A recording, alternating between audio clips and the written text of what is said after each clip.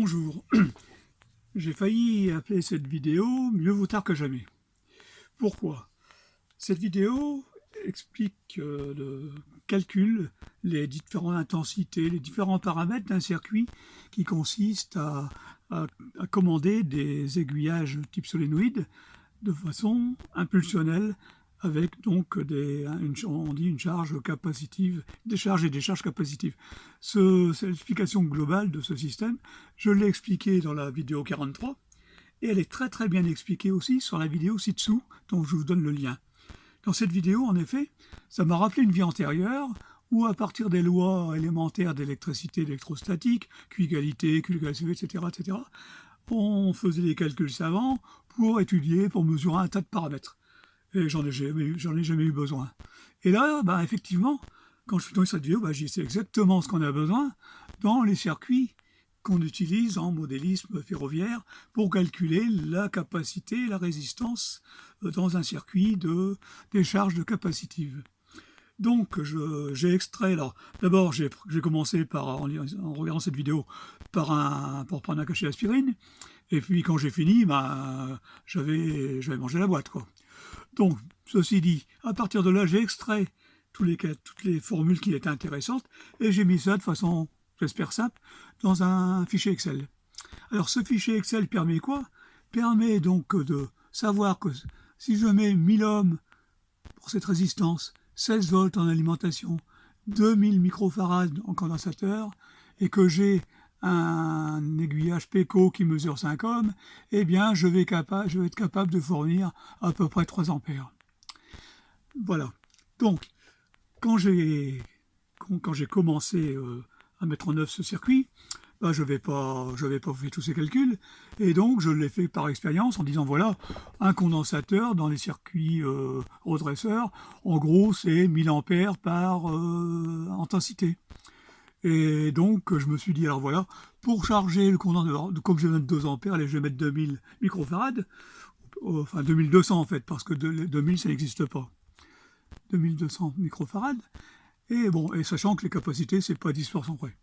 Ensuite, je dis, bon, là, je veux charger, mais au moment de la charge, je veux un courant faible parce que mon transfo n'est pas capable d'envoyer un courant à une intensité importante, donc j'ai mis 1000 ohms. Et puis en sortie, j'ai mesuré la résistance, et donc j'ai mis 5 ohms, et puis voilà. Donc ça, pour l'instant, voilà, j'ai fait ça. J'ai mis ça, j'ai confié ça à mes amis Luc et Michel, qui ont installé ça sur le circuit. Et puis Michel est venu me dire, ouais, ça marche pas ton truc, etc., etc. Bon, c'est complètement faux, hein. Michel m'a simplement fait remarquer que un coup ça marche, un coup ça marche pas. Donc je suis allé voir, effectivement, quand je faisais donner une impulsion sur le bouton BP1, ok, ça passait. Et si tout de suite après je mettais BP2, eh bien ça marchait pas. Alors avec ce petit calcul, on s'aperçoit quoi? Que si je mets 1000 ohms, eh bien le temps de charger le condensateur, ça prend 2,2 secondes. Et si donc on appuie sur le bouton 2 ou sur l'un des boutons et moins de 2 secondes après, le condensateur n'est pas chargé, évidemment ça ne marche pas. Par contre, j'ai pu vérifier que avec une résistance de 5 ohms, avec un condensateur de 2200 microfarads, 1 millième de seconde après, l'intensité était autour de 2,8 ampères, ce qui convenait, ce qui a été vérifié.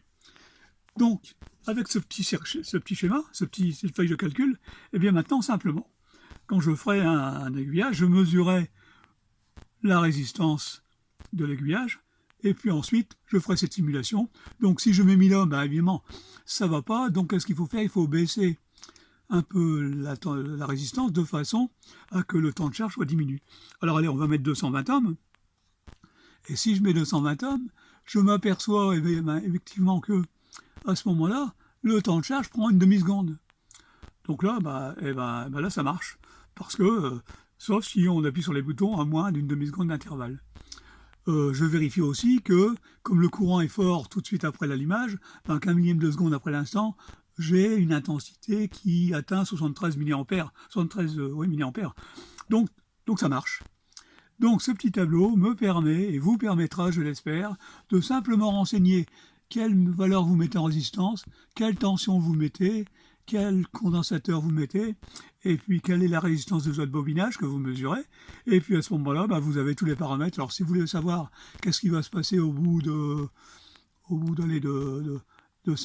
5 millièmes de seconde, et ça baisse un peu. Et si vous voulez savoir ce qui se passe au bout d'un dixième de seconde, combien de centimes, et voilà, l'intensité a baissé, la tension augmentée. C'est les courbes que l'on voit dans l'explicatif dont je vous mettrai le lien ci-dessous. De la même façon, si là je vais mettre une résistance de bobine, c'est des bobines qui sont beaucoup plus avec un fil beaucoup plus fin et qui font pratiquement, je vais dire 1000 ohms, hein. Bon, les 500 ohms, 500 ohms. À ce moment-là, 500 ohms, on a besoin que de 32 mA. Donc là, à la limite, on n'aurait pas besoin d'éléments de type décharge capacitive parce que le courant est faible et le transfo peut le fournir. Donc tout ce petit tableau permet donc de tout simuler. Alors là, par exemple, on s'aperçoit que ça met la décharge. Par contre, ça met une seconde de charge. Bon, ça veut dire que je vais modifier ça. Tiens, je vais mettre 1000 ohms pour voir ce que ça fait. 1000 ohms. Et là, je vais charger le condensateur en une demi-seconde. J'ai 32 mA, donc dans ce cas-là, je vais mettre 1000 ohms. Et ça va marcher. Vous voyez, donc tout ce petit tableau d'Excel, dont je vous fournirai le lien, je le mettrai sur mon site, vous permettra donc de faire tous ces petits calculs de simulation, et puis bon amusement. Merci de m'avoir écouté, et puis à la prochaine, bientôt, j'espère.